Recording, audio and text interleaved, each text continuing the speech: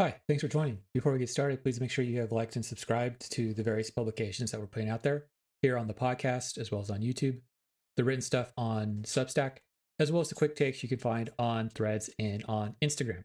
As many already know, I've spoken out about the ills that social media has and the adverse impact it might have on our overall health, whether that be actual physical health or mental health. On June 17th, the Surgeon General of the United States penned an op ed within the New York Times, as well as pushed Congress to have warning labels placed onto social media postings that might be seen by children. However, we have to look at this beyond just what happens with children, where we start having to think about what types of issues might come about because of what we see on social media, what we view on social media, and what we might accept as real due to social media. Which leads to the obvious question: why should we happen to have Surgeon General warning on social media and social media feeds? It's not cigarettes, it's not alcohol, it's not tobacco, it's not other things that might have adverse impacts on our overall health. Well, let's talk about that. Warning! The following presentation contains information that might contradict what you have previously heard, or believed to be true, about how the human body works, and contains material that is not suitable for closed-minded individuals. Enjoy!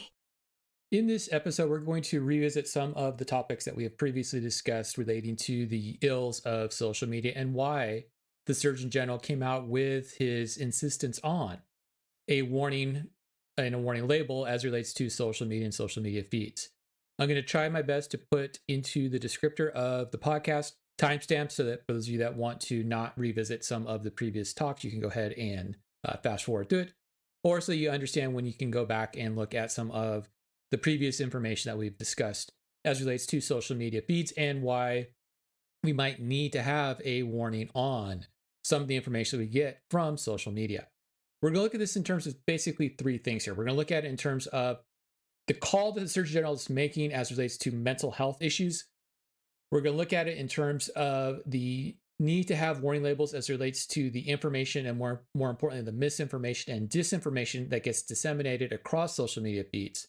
And stemming from both of these ideas, the last point that we're going to take a look at is going to be how does the misinformation, disinformation pertaining to specific aspects of health lead to issues of body dysmorphic, issues of eating disorders, issues of exercise disorders, where we are looking at this as relates to one of the more recent episodes, which we're going to cut into, which is the culture of thinness or the religion of thinness, however you want to look at it, and how we are using the ideals that are and the ideas that are disseminated to us through social media feeds, through our comparison of what we look like, what we feel like, how we're eating, and how it gets presented to us by social media and by social media influencers.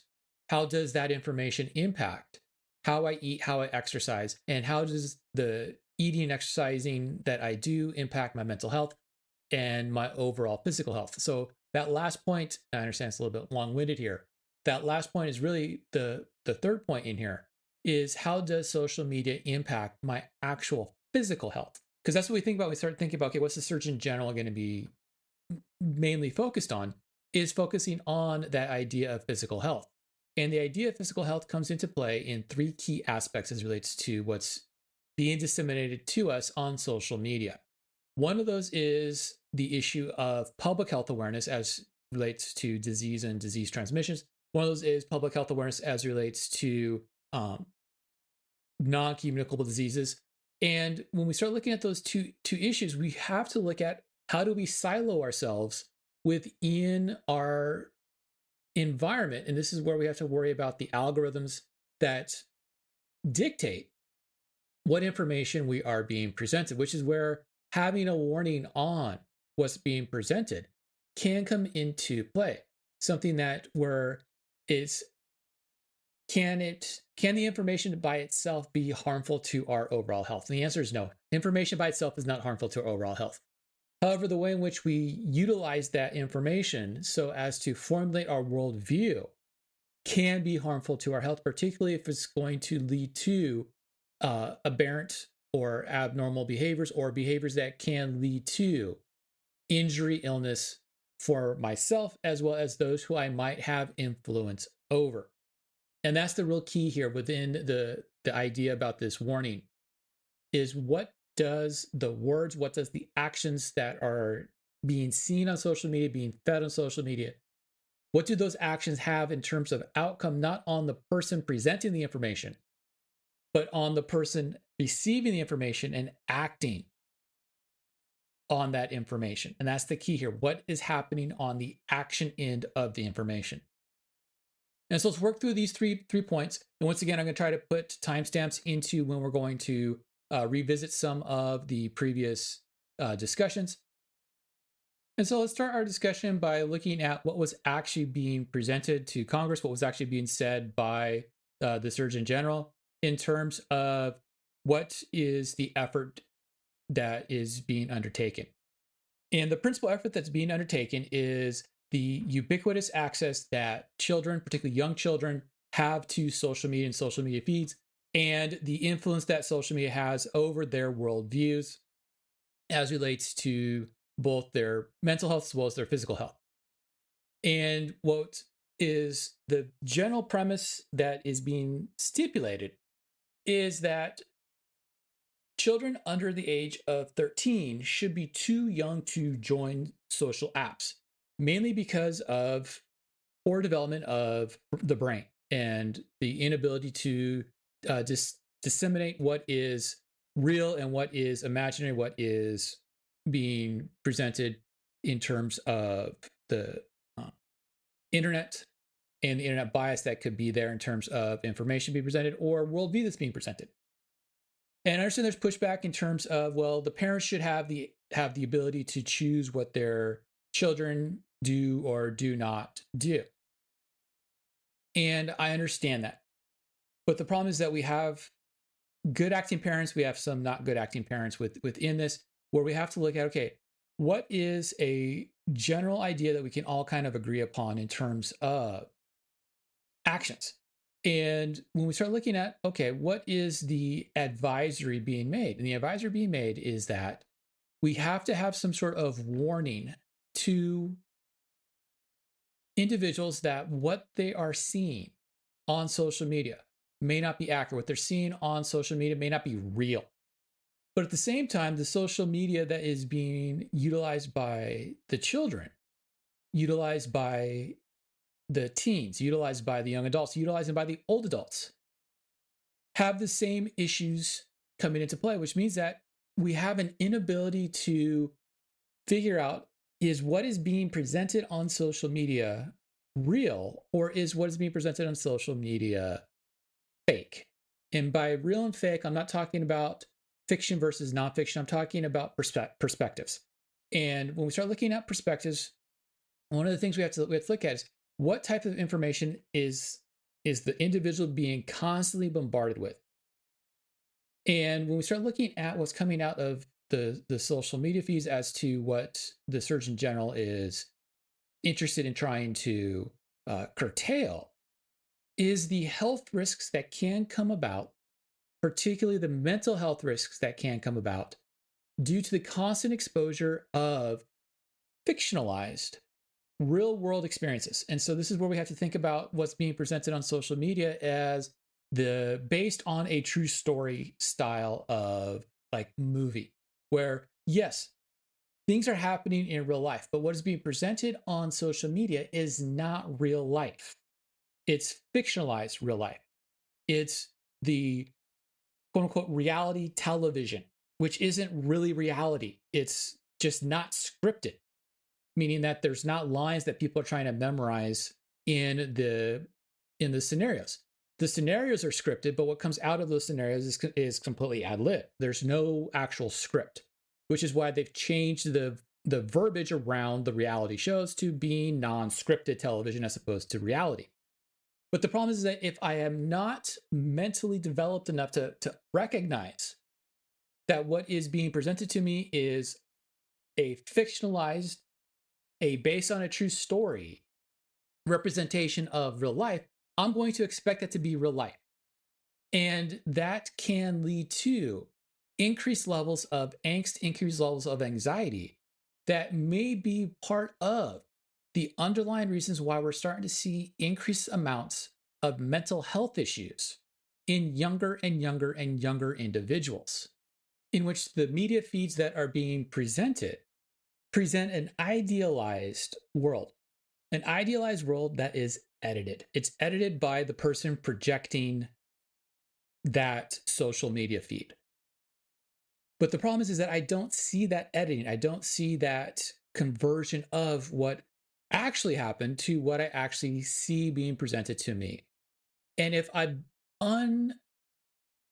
unable to recognize that what's being presented to me is this fictionalized world, I'm going to think that what my world should be the same as what the idealized world within the social media feed happens to be.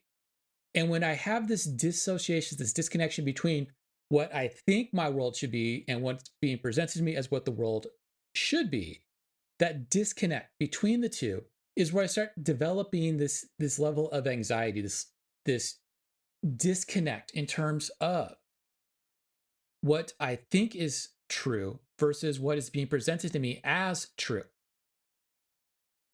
Where if we start looking at the studies that are out there, the studies out there that indicate that the more time I spend on these social media platforms, I have a doubling and a tripling of the relative risk for developing anxiety and depression symptoms. Where we start seeing that there's been almost half of all adolescents, all teenagers that have been surveyed, almost half of those responses in the survey indicate that they feel worse about themselves based off of what is being presented to them on social media. We get almost a similar response in terms of percentage when we start looking at adults in terms of how they perceive themselves based off of the amount of time they spend on social media, which means that the more time I spend on social media, the worse I feel about myself.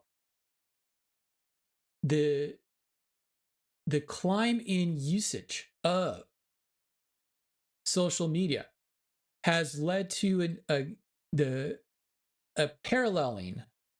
I understand it's a correlation, it's not a causation necessarily here, but there is this linkage between the amount of time that's being spent on social media and the relative risks that I have for developing anxiety and depression issues. And it's not just with the adolescents, not just with the juveniles, the older, the tweens going into the teenage years, into the young adulthood. It's also seen with adults, which means that the desire to have this advisory that we only have social media warnings as relates to the children, as relates to the adolescents, is kind of missing the picture here. Yes, we want to say that adults should have the cognitive awareness to be able to dissociate what is real versus what is not real, what is based on a true story versus what is actually a true story. But if we look at what the surveys are telling us, that's not the case. We have this dissociation between what is real versus what is fictionalized real. And that's where we start seeing the mental health issues come into play. And with those mental health issues, that increase of anxiety, that increase of depression comes along with, unfortunately, and once again, okay, trigger warning here. And for those of you that happen to have any type of psychological issues, please see a provider, please see a carrier, please reach out to somebody. That rise in anxiety, that rise in depression has seen a rise in suicidal tendencies and suicidal attempts because of the level of angst, the level of depression, the level of anxiety that is being felt. And it's not just with that fictionalized reality, that that based on a true story that is being presented. It's also with the feelings of loneliness, the feelings of disconnection.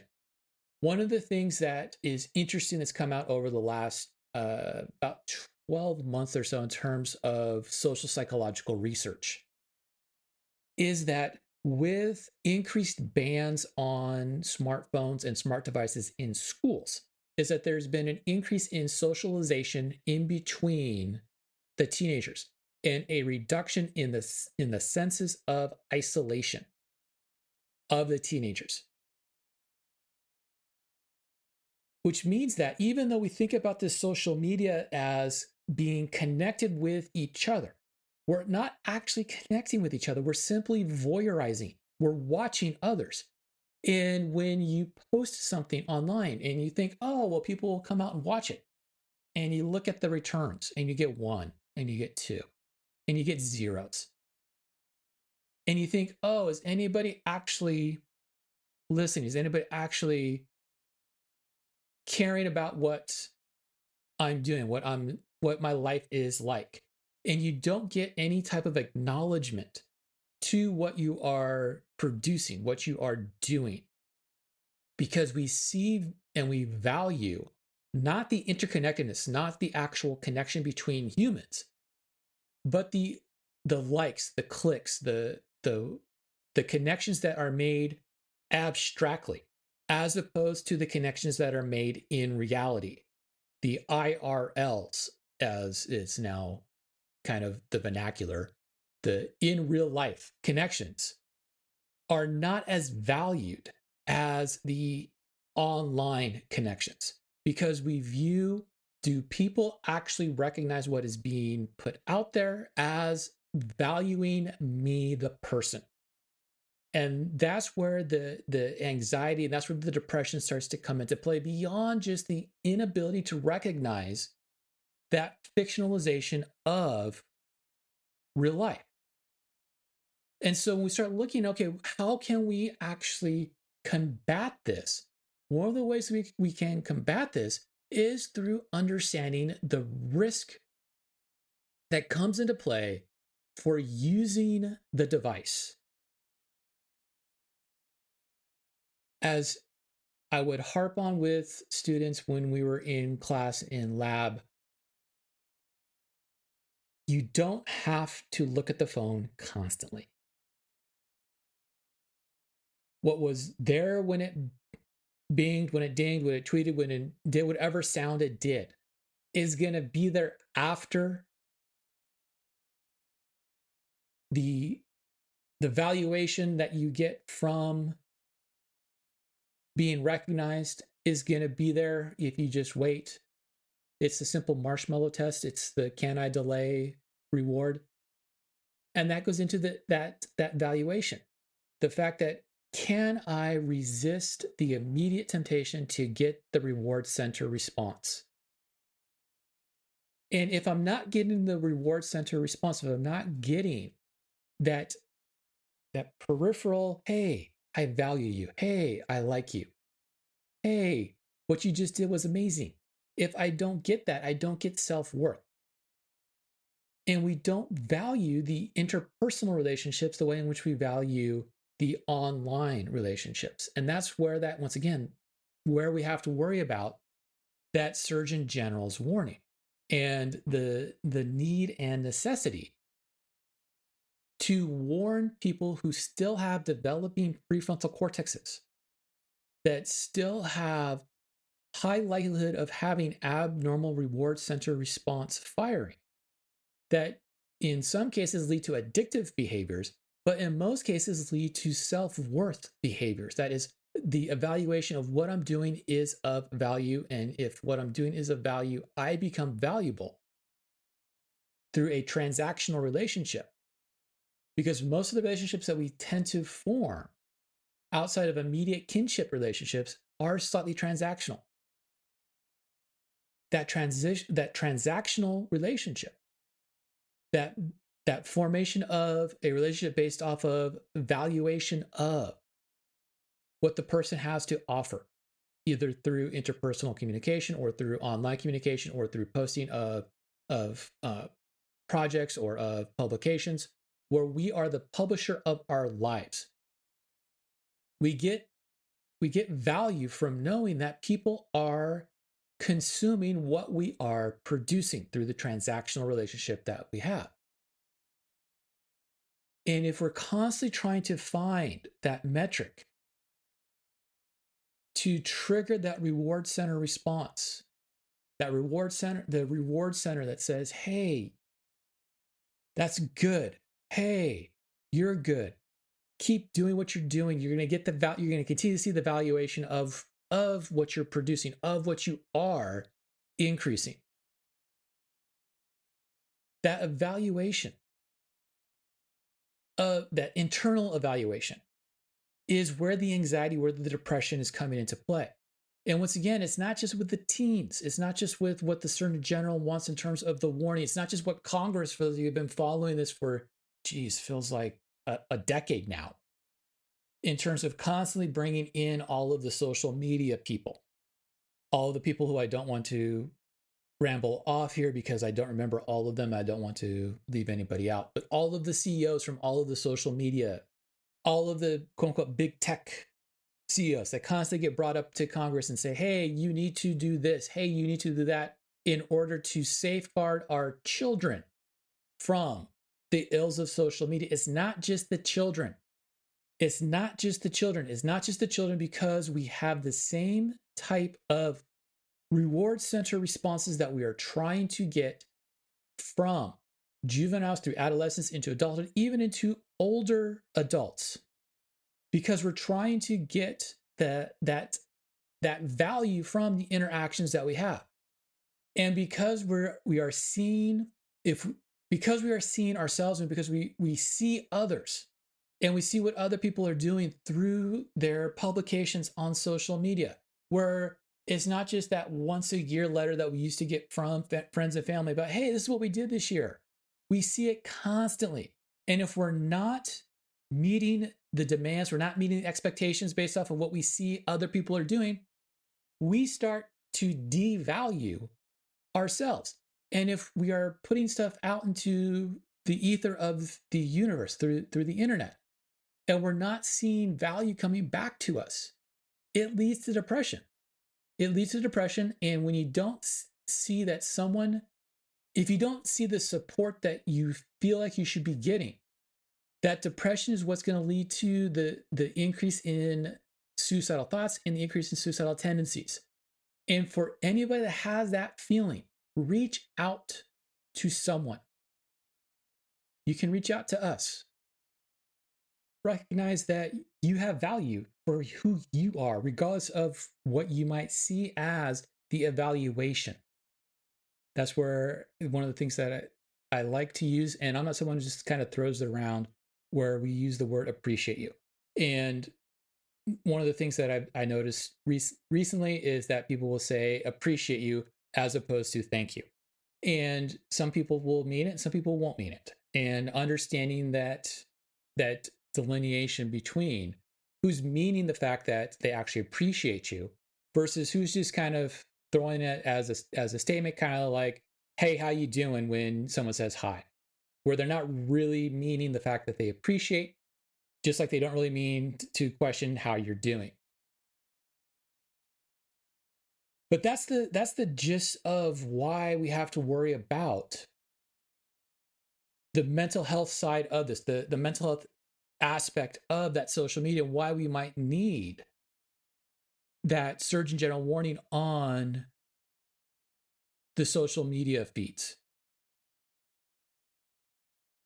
This is something that we can keep going on and on and on. And once again, I'll be more than happy to come back and discuss some of the psychological stuff and why we need to think about dissociating from social media. In fact, there's a number of studies out there that have indicated that the dissociation, the break from social media, has led to a ease of anxiety, ease of psychological harm, and an increase in mental health, simply due to the bombardment of information, which is going to take us into the next part of the talk here, next part of the discussion.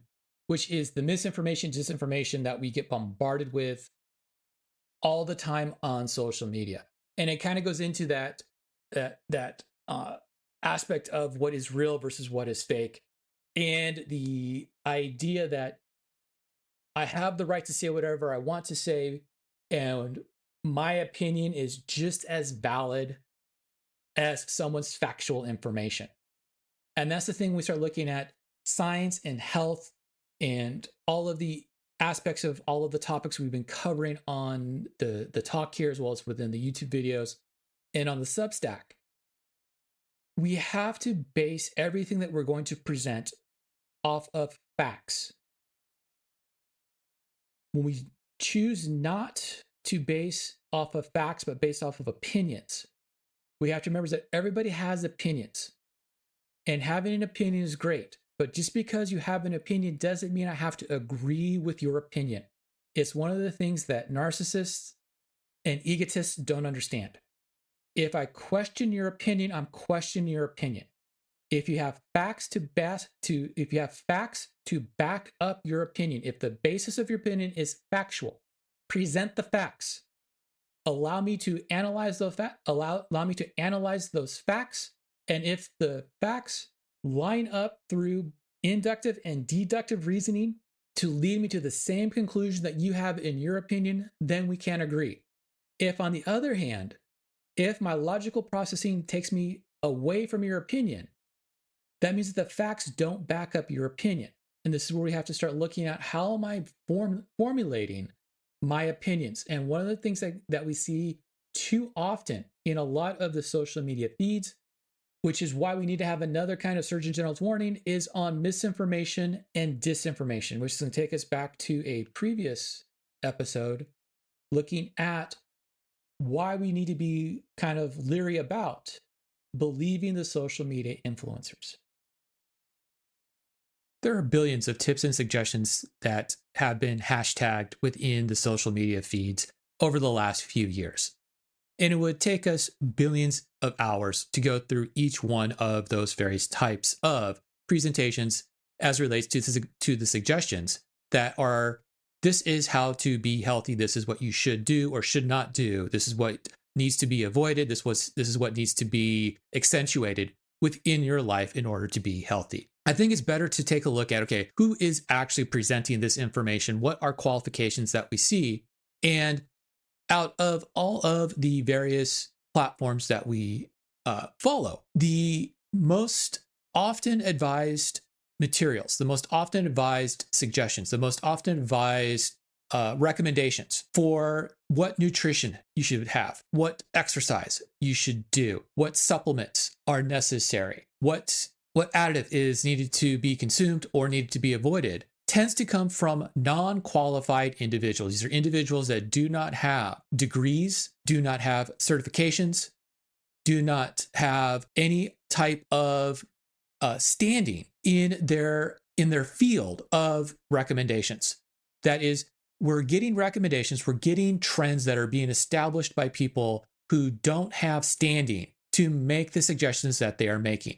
About 30% of the suggestions come from qualified individuals, which is alarming when we think about what type of information and what type of disinformation and what type of misinformation might we be subjected to within the social media feeds that are going to build our ideas and our ideals around what we should be doing, should not be doing in order to establish or order to reestablish our overall health. Along the same lines, less than 10% offer a disclaimer, very similar to the disclaimer that came in after the intro to this discussion, about what you're being subjected to, what type of evidence is being supported, what type of evidence is being refuted. There is very little qualifications to the suggestions that are being made, whether it is from the expert or whether it's from the person who claims to be an expert. There is an overemphasis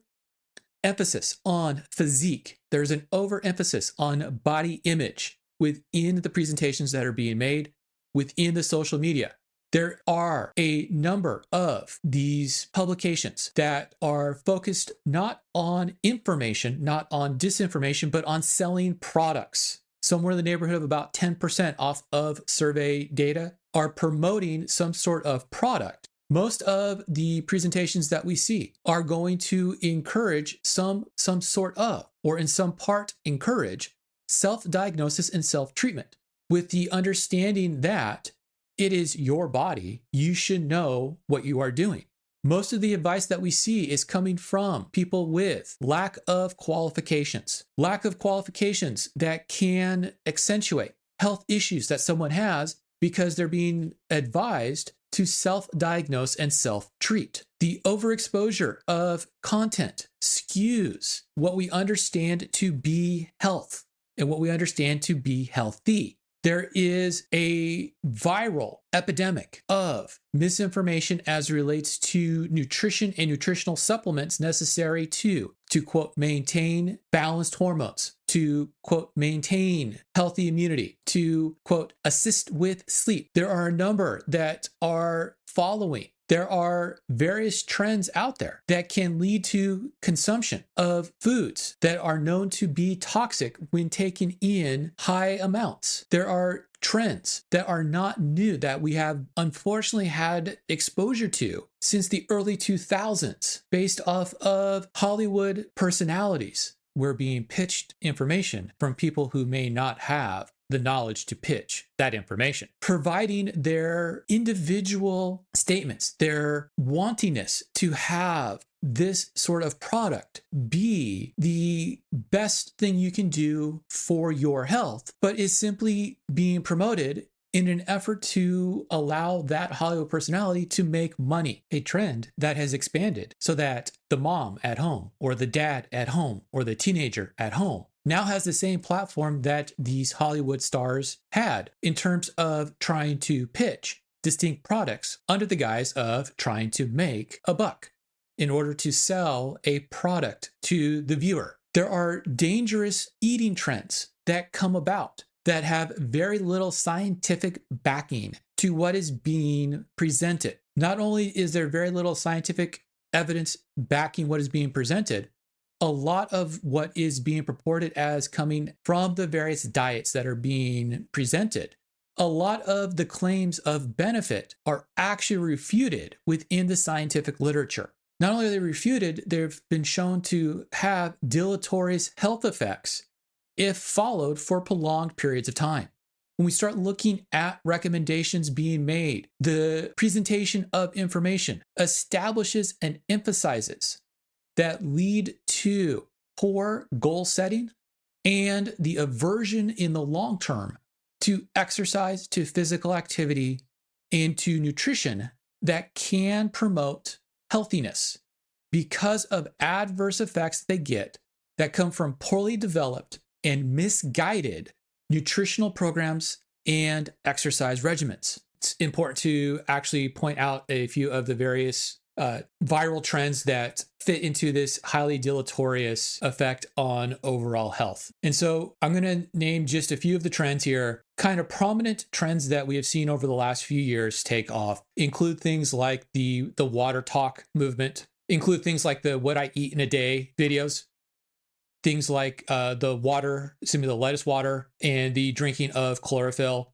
the use of dry pre-workout mixtures, the consumption of mushrooms in coffee form. That is just a few of the various trends that we've seen that have taken over. We also have things like the quote unquote budget Ozempic, which is the indication that there is some dietary supplement that will mimic the effects pharmacologically that we get from Ozempic. There is within this kind of movement a general idea that we have distinct benefits that come about from taking the supplements, from following these dietary trends, from the various types of exercise regimens that are out there, which includes like the walking, I believe it's the hot girl walk trend that is within the TikTok algorithm. But all of them tend to have the same grounding effect within them. And the grounding effect within them is the misapplication of scientific principles. The idea that if you can consume this one thing, is somehow going to cure everything for you. The cure all. We have previously discussed the cure all issues. We have written about the cure all issues in numerous, we have discussed the cure alls in a number of publications. The problem with the cure alls, the problem with the idea that this one thing, this simple change that you can make is somehow going to lead to you becoming healthy, is a misapplication of the science, is a false ideal about how the human body works. An idea that gets seen a lot when we start looking at some of the social media feeds as it relates to vaccines and vaccinations and communicable diseases, and how communicable diseases spread through the community, and the need and necessity for vaccines, or as a lot of social media feeds will put out there, the fact that we don't need vaccines, or the fact that vaccines are somehow inherently dangerous, which they're not. And vaccines are very, very much an important part of public health, and the one of the and are one of the arms that we have to stop communicable disease spread and to prolong human life, to actually be of benefit to people outside of just ourselves, but also with the community as a whole, as we can use vaccines and vaccinations as a means to stop the spread of diseases that would otherwise be a plague and could devastate the human population. But what's happened within social media feeds is that we have one person who starts a conspiracy or states something that is of their opinion, that then gets spread throughout their whole entire media feed, that doesn't actually fit with what we understand to be the actual basis for immunological function, or the basis for how vaccines function, or the idea about shield immunity and community health immunity within the population that we can gain from vaccines and vaccinations. But what's happening within these social media feeds, we end up having these you don't need vaccines, you can use this one thing that I like, because I don't like vaccines, so we're going to use this one thing as, once again, as that cure all, as that idea about take this antifungal, and this antifungal somehow going to combat a viral infection. And what's happening is we end up relying upon antidotes, and the social media feeds and the social media stories are filled with antidotes, as opposed to looking at what is the actual empirical evidence that we have for the various types of medical treatments that we might have. And so this is where we have to look at, okay, what is the warning signs that we need to get in our social media feeds that say, hey, this is opinion. Hey, this is not scientifically valid. Hey, this is someone who is actually lying to you. Hey, this is a product that is not endorsed by the FDA. Hey, this is not something that has never been tested by the FDA. Hey, this is something that is only going to benefit the person who is selling you that product.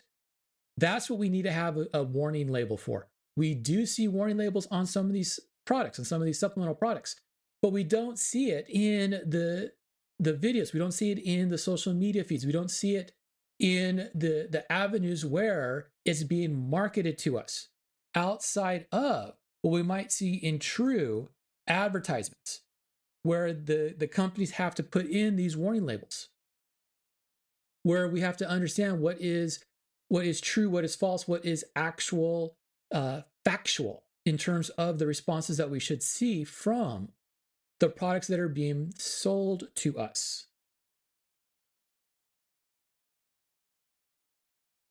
That idea about having products being sold to us, and the idea about the social media feeds and how we look at and how we view health, takes us into the last of the topics that we're going to be looking at in terms of the idea about why we need, or possibly need, a Surgeon General warning. And that's the religion of thinness, or the culture of thinness, that has a direct impact on what my overall health happens to be, because we end up getting stuff pitched to us through social media as to what is ideal, what is the basis for what body image happens to be, what body weight happens to be, how body image and body weight somehow correspond to health, which they don't, and how I value myself and how I value my self worth based off of how other people perceive me based off of my body image. And this leads into issues that we're starting to work on some secondary publications about relating to weight bias issues. And it's one of the things that has come to the forefront, particularly in terms of the body positivity movement, and something that gets made fun of because, oh, well, as there was a South Park episode about this recently, how people who are of means, people who have the economic means to do this, will purchase the medicines, whereas people who are not of means, people who are economically challenged, people who have a lower economic status, get taught to be body positive. Body positive has certain aspects to it that are of benefit and certain aspects to it that are harmful. But in general, body positivity has a positive psychological aspect to it, because what body positivity is doing is trying to separate self-worth from what does my body image mean about me. And what we're trying to do is we're trying to, within this body positivity idea, is to stop comparing what does my body image look like relative to somebody else, and stop automatically assigning capacities for the person. What is the ability of that person to what their body image happens to be? And that equation is what leads into the idea of thinness and the culture of thinness that dictates self-worth in the community, but also is going to govern how a lot of medical professionals will approach their patients, and how a lot of people will get medical treatment, and how a lot of people will approach their healthcare provider. They will look for healthcare providers that match what they think is a fit healthcare provider, or they will only seek out information from someone that has the quote unquote physique of somebody that should be able to speak to that, ignoring all of the other factors that come into play in terms of, am I an expert in that subject? There are certain norms, certain ideals that get passed within cultures, within societies, that indicate whether or not we have attractiveness, whether or not we have a quality to us that would lead to appreciation, that would lead to wanting to model behavior, that would want to have some sort of reproductive attractiveness, is one of the ways that we might think about this, in terms of, do we find that person physically appealing? And this ideal changes within societies, changes within time, that leads to constant fluctuation in terms of what society deems as being beautiful, what society deems as being attractive, that can and does lead to a host of health issues, that can and does lead to a host of medical problems, that can and does lead to a host of psychological problems. One of the ways that we have expanded on this ideal currently within our current society is the idea that fat is unattractive, that fat is something to be avoided in terms of body fat. But how does that messaging, how does that ideal lead to issues that we hope to resolve by eliminating body fat?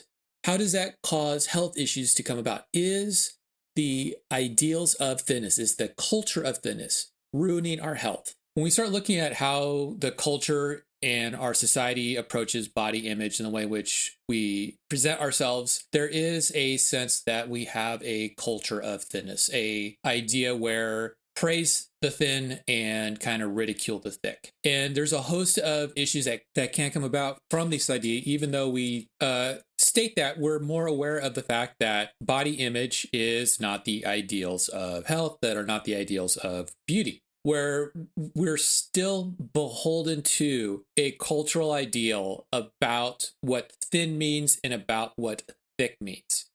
A culture that is quite possibly ruining our health. It's quite possibly ruining our health because of the fact that we rely upon actions and recommendations from individuals that see thin as the end of our health journey and thick as being what we want to avoid. Actions that are often done by a combination of smugness by the recommender, smugness where they're seeing themselves as being right, as having this ideal of I'm right, you're wrong, this self-righteousness of being on a mission to combat the health ills of overfat, of obesity. This self-righteousness that's sometimes cloaked in fervor by the presenter that they are simply wanting people to be healthy. Comes about through a never-ending barrage of implicit and explicit overt messaging. Messaging that makes many feel that they are unfit, unhealthy, or obese, even if the reality of their lives is quite the opposite. This is where we pointed out over almost 14, 15 years ago. But what's happened is that message that we have this continuum, this fitness and fatness continuum, has been stoked by this overt and this implicit messaging that unless you are very low body fat, that unless you look like Adonis, that unless you have the zero body fat for the men, that you look like the bodybuilders, or that you have this minimal amount of fat and look like the supermodels for the women, you're unfit, that you're unattractive, that you're unhealthy. And that ideal that has corrupted the messaging that we first put out there back in 2009, 2010, that corrupting has always been there. It's underlied a lot of the advertisements about health. That is the implication for this desire that somehow we can get a pill, a magic pill, that is somehow going to eliminate the body fat issues as it relates to health. But what's happened is that corruption of fat associated with health issues to fat being unattractive, unwanted, has permeated throughout society in this cultural ideal of thinness, into this ideal of, or based off of, this kind of religious fervor about wanting people to be more active, doing the exercise that I want them to do, to eating healthier, but eating the way that I want them to eat. A culture that gets expressed through multiple types of icons and images that get portrayed, where self-worth comes from looking a certain way, where I'm going to do whatever I can do in order to improve my sense of self-worth by changing whatever behaviors I can change, by doing whatever I can do in order to obtain that ideal image of what society has deemed to be worthy, even if what's being projected to us is augmented from what reality actually is for the person being projected. Whether it is now with the AI imaging that we see within media feeds, or if it's simply just the photoshopping that takes place with images, or if it's simply just how the person being photographed or being videoed, how lighting within that environment is done, to the use of. Which is where we have to worry about that social media aspect of this, because we're not quite sure what is the actual real image that we're viewing. Is the person that's being portrayed to us actually real, or is it something that is fabricated? And the problem comes in when we start trying to compare ourselves to those individuals, which becomes even more problematic when we don't understand what is the actual regimen that they're following. What is the diet? What is the exercise? What is the other things that they're taking that might impact the physique that they're presenting that we want to get to?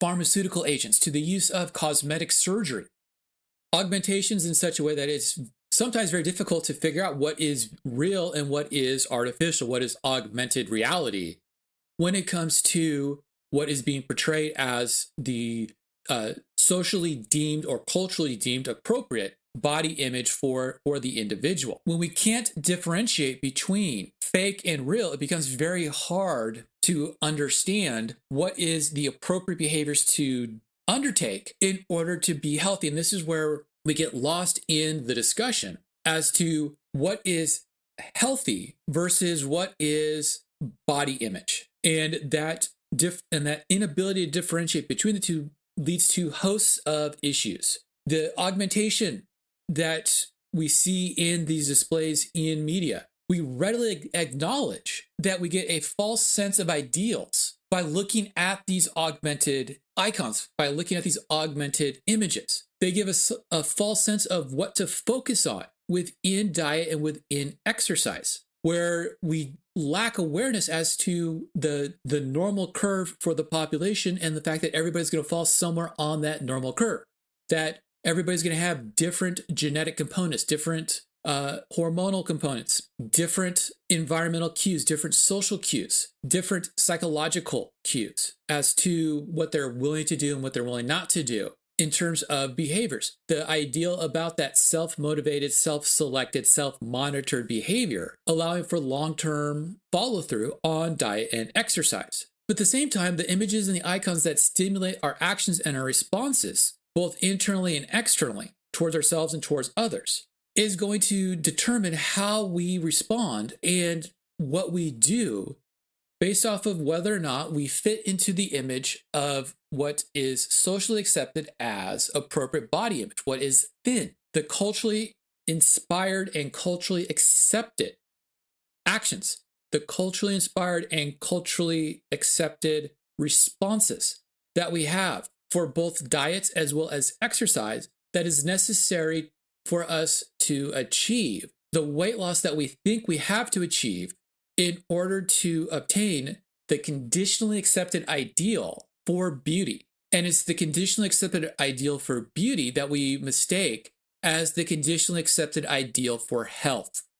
Ideals that get corrupted when we start looking at the social media feeds based off of who is actually providing this information, where we are not getting information from experts. We're not looking at information from experts. We're not looking at the peer-reviewed information. We're not looking at what's the research say. We're getting it from the self-described, self-anointed experts.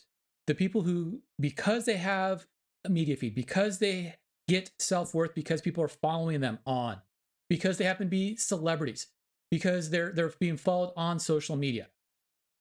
These people get a platform, and that platform gets amplified. And the amplification leads to the necessity that we instill into ourselves, that we are comparing what we do, what we look like, how we behave to what we see in the media feeds, even if the media feeds happen to be a fabrication of reality. We do not seem to separate that fabrication from reality to what we actually are perceiving in our reality. And this is where we have to look at why we need that Surgeon General's warning. Why do we need to have some sort of messaging that says what you're about to see is not factually accurate, unless we are getting it from the experts and getting it from the experts who utilize and reference the empirical evidence that comes about from the research that is being offered. Only then can we actually utilize that information to factually develop a sense of reality. When we start looking at utilizing diet and exercise and the recommendations that we're getting for diet and exercise as it relates to needing to cause body compositional changes, we cannot look at comparing what we're doing to what other people are doing. All of the various factors that come into play, all of the genetic factors, all of the physiological factors, all the hormonal factors, all the social factors, all the environmental factors, all the cueing in terms of behavioral modification is going to vary from individual to individual. And if we are unable or unwilling to accept that there are differences amongst each other, that we're all going to fall somewhere along that normal distribution of responses, we cannot fall into the false dichotomy of it's either what I see or not. We cannot fall into that false dichotomy of I have to look like that person on the social media feeds or I am not of value. And this is where we start having issues that come into play when it comes into what social media is feeding into us that go into some of the mental health issues, but not into the depression and anxiety per se, but into the eating disorder and body dysmorphic disorders that can come about from following social media and social media cues, because we are trying to compare two ideals that we cannot reach. And this leads into factors of anorexia, factors of bulimia, factors of exercise bulimia, aversion issues that can come into play in terms of what I'm not willing to do versus what I'm willing to do. Coercion coming into play in terms of treatment options, where if the person that is providing options for me to follow does not look like the person who should be making those recommendations, I'm not going to listen to them. Where if I happen to be someone who is over fat and I go in and see the physician, is the physician going to be willing to treat my disease, or is the physician only going to treat the fatness? And that's where we're at with some of this issue, because within all of the media feeds that gets projected into the social media feeds, we have this ideal that thinness equals health, but also that thinness equals attractive. That's that thick versus thin issue that we are constantly combating as a healthcare provider. Just because someone has extra fat doesn't automatically make them unhealthy. Just because someone is excessively thin doesn't make them fit.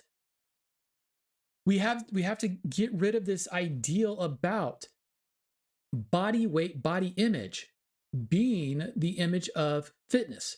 It might be my ideal for attractiveness, but my ideal for attractiveness does not mean it's the ideal for fitness.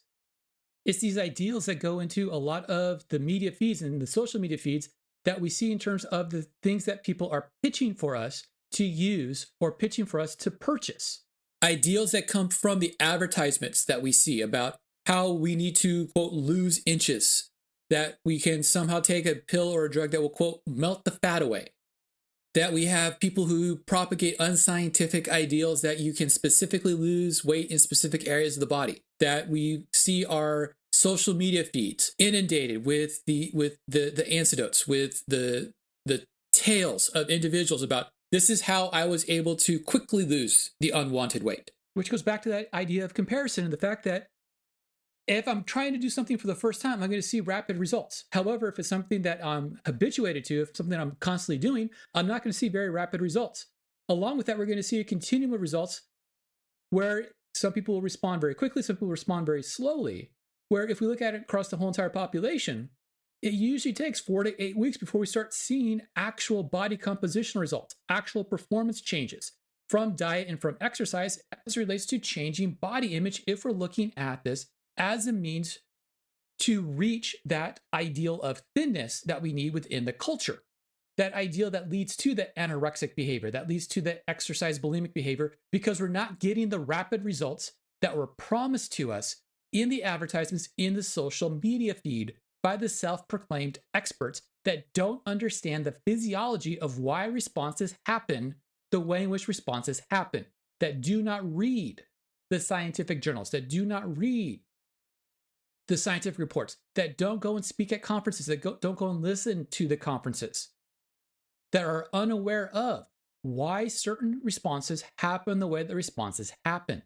But will pitch that you can get the exact same results that I did, and you can do the exact same thing too if you're willing to do what I did. The earlier drives, the drives from the worthiness that get projected to us by the media, employ compulsive behaviors to achieve thinness, potentially at the cost of overall health.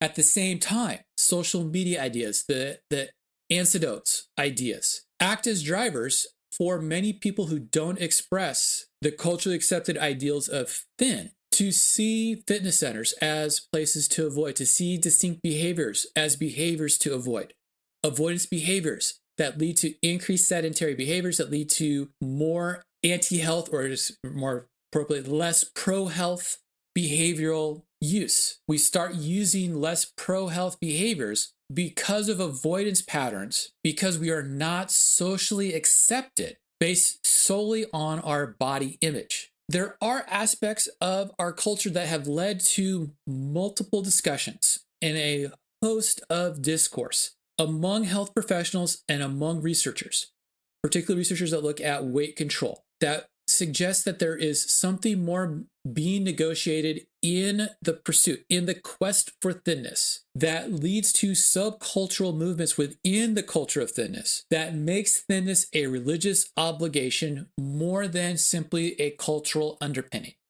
An idea where actions of pursuit of thinness become a signifier, become the signification of purity for the person. The thinner the person is, the more the person is willing to sacrifice in order to be seen as fit, in order to be seen as ideal.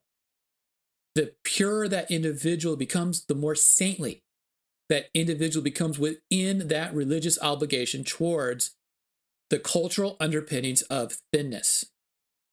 This is where we start having our cults developing within our culture.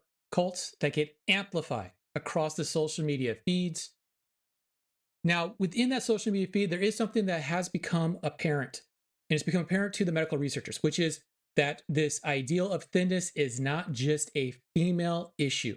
For the longest time, we used to have this as being a female issue in terms of this over thinness or this culture of thinness, mainly because the diagnostic criteria for being diagnosed with the body dysmorphic issues, with the eating disorder issues, has specific female physiological responses within the diagnosis. But what's happened is that we started to realize that men have and males have the same relative psychological issues come into play, particularly with the overabundance of the social media feeds that trigger the extra or the excessive amounts of thinness that are necessary in order to achieve ideal, in order to be accepted as healthy by the medical professionals, or being accepted as attractive or appealing by society as itself. Something that we are trying to combat with multiple messages that unfortunately gets made fun of as this body positivity being something that is we don't want, because messages get confused, that messages get corrupted. Body positivity is not about accepting excessive amounts of obesity or being morbidly obese. Body positivity is accepting the fact that everybody falls along a continuum of body image, and excessive thinness is just as harmful as excessive fatness. Something that gets lost when we start looking at a lot of the social media feed and a lot of the discussion that comes into play when we start looking at this idea about culture of thinness or religion of thinness and the acceptance therein, particularly within our media feeds, particularly within our non-scientific discussions on the topic, which is why we need to have some of these warnings, which is why we need to step up the protections that we have as relates to the information that's being presented. Well, thanks for listening. Hopefully you got a little bit out of the conversation. Please make sure that if you need any type of support or help, that you reach out to the professionals that can provide that help. If you have questions about the information that was presented, please reach out to us. We're more than happy to discuss it or provide more details in further discussions on these topics. Make sure you're giving us that 5-star rating. Make sure you're giving us that big thumbs up. Sharing out everything that we're putting out there, either here on the podcast, on YouTube, as well as the written stuff on Substack, the quick takes on Instagram, and posts on Threads.